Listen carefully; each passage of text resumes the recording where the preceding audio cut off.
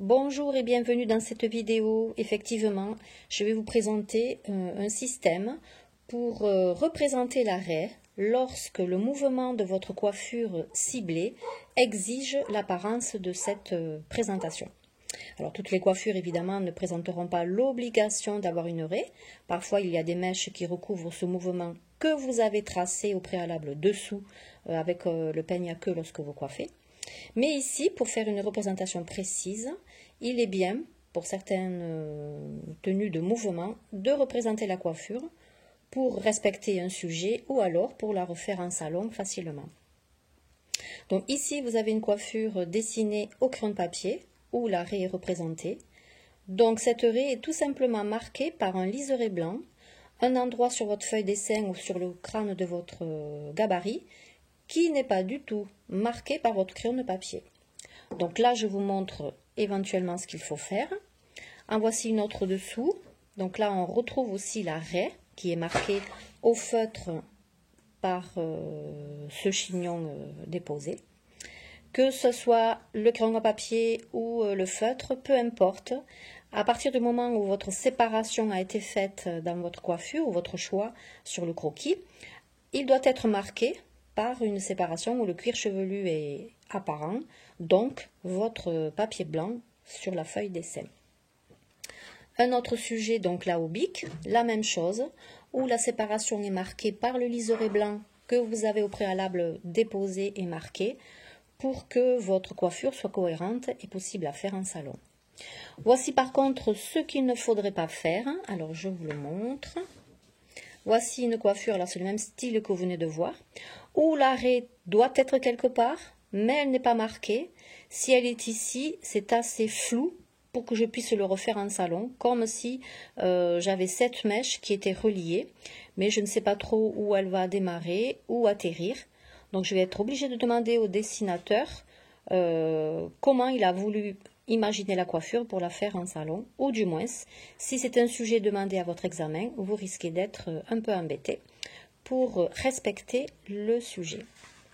En voici un autre, où parfois je vois que le coup de crayon est appuyé pour marquer l'arrêt. Donc là non plus, cette marque ne pourra pas suffire si votre séparation avec votre peigne à queue est bien établie sur le modèle. Donc il faut vraiment marquer l'arrêt par rapport au cuir chevelu pour représenter votre projet avec facilité et logique, surtout ça. Donc je vais vous faire une petite démonstration, comment ça marche dans la vraie vie, on va dire. Donc dans les autres vidéos, je vous ai présenté comment on dépose l'implantation et le crâne. Donc là, en rappel, le menton et les yeux, c'est la moitié du crâne, donc vous déposez cette moitié facilement, limite à pas dépasser.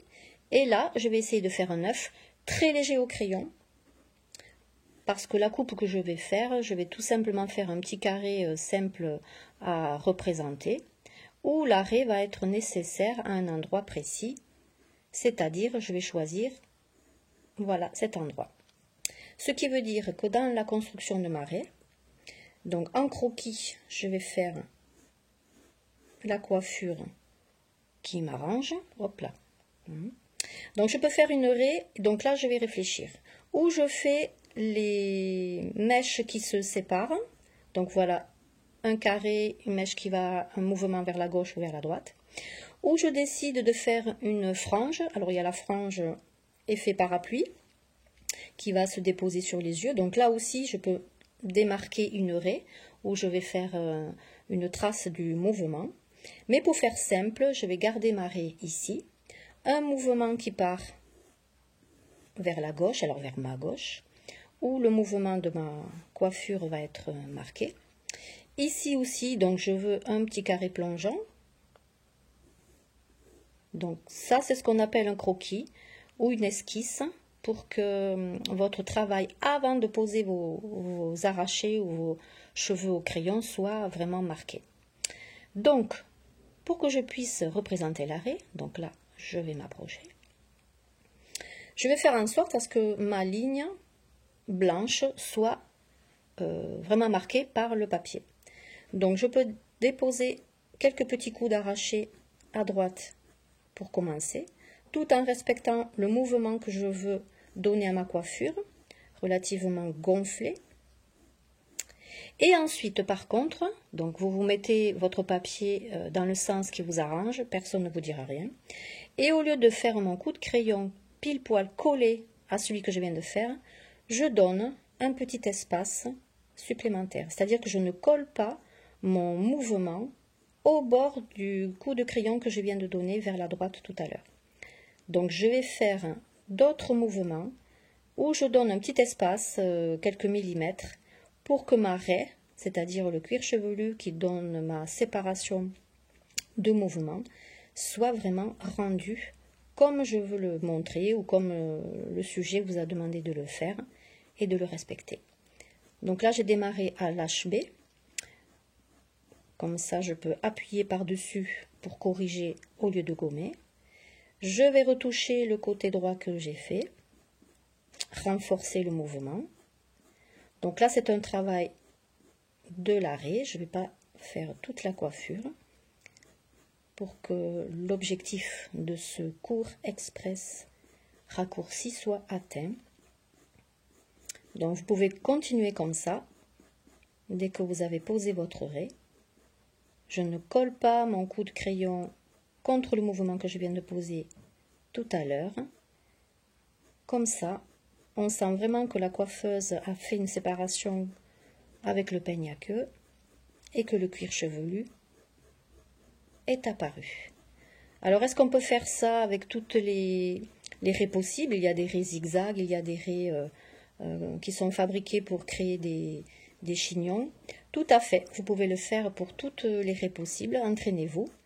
L'essentiel, c'est que vous marquez l'itinéraire que vous avez choisi pour que votre raie soit droite ou inclinée sur le cuir chevelu, sur le crâne entre autres, sans que vous ayez besoin d'appuyer pour renforcer votre traduction de coiffure ou pour montrer que vous avez fait une raie.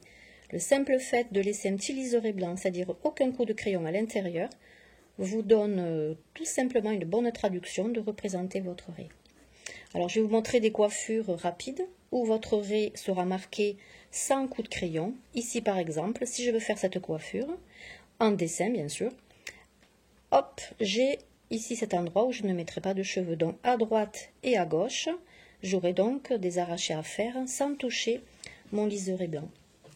Ici, pareil, hop, j'ai donc une direction oblique où je pourrais tout simplement laisser le blanc de mon papier apparent pendant que je mets à droite et à gauche le mouvement de ma coiffure que j'ai choisi. Ici aussi, j'ai mon cuir chevelu qui apparaît, ma raie qui est vraiment présente, à droite et à gauche le mouvement de ma coiffure. Grâce à cette construction, on voit que derrière cette direction se cache ou apparaît un chignon, une construction bien précise. Le plus simple, c'est ce que je viens de faire ici. Vous le retrouvez ici. Donc, j'ai ma raie au milieu. À droite, j'ai mon mouvement, à gauche aussi. Et je laisse ce liseré blanc, donc votre papier, pour atteindre mon objectif. J'ai une coiffure précise à faire, des couettes ou des tresses, séparées par une raie. Eh bien, vous savez maintenant comment l'élaborer facilement et quelle que soit votre coiffure. Voilà, je vous laisse faire votre exercice. À très bientôt pour une autre vidéo. Merci pour votre écoute. À bientôt.